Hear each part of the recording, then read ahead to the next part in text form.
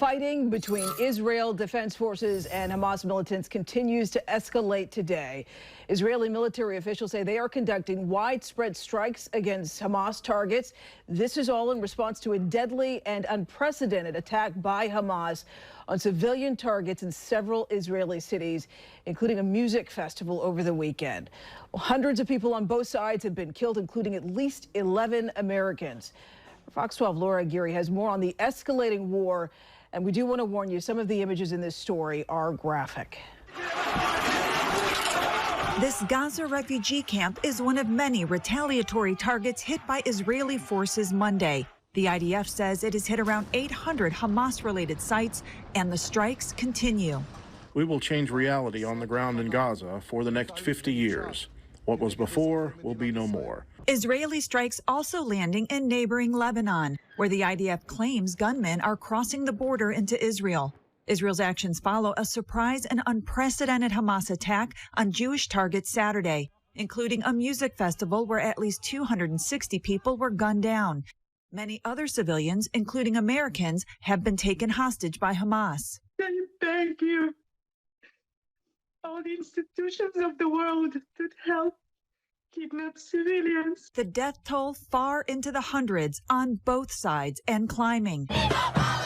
In the U.S., protesters in several cities are trading blame for the eruption of violence. Many of us have been saying that the Palestinians are going to rise up. They're not going to, and you cannot expect them to sit on their hands. The fact that we're still even arguing Jewish existence in 2023 is pretty shocking to me. I pray for, civilians on both sides, civilian casualties. I mean, their lives are valued just as much. I'm Laura Aguirre reporting.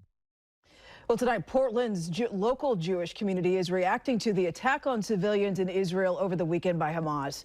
Fox 12's Connor McCarthy live tonight in Southwest Portland to tell us how the community is supporting each other. Well, Riel, dozens of members of Portland's Jewish community is expected to gather here at Congregation Neva Shalom for an event to show solidarity for those impacted by this war. Now, the whole goal is to show support to family and friends who have people that are stuck in Israel impacted by this conflict. Now, I spoke with the executive director of the Middleman Jewish Community Center in Southwest Portland. He says this attack has brought the Jewish community in Portland together. He was shocked as he watched the full scope of the attack unfold over the weekend, and there are many members of the community center who have direct ties to Israel. We have a lot of Israelis here in the Portland community, many people who are personally impacted by this, who have friends and family over there. I think there's a real desire to be supportive of one another. Albert says that the community center is part of the Jewish Community Relations Council.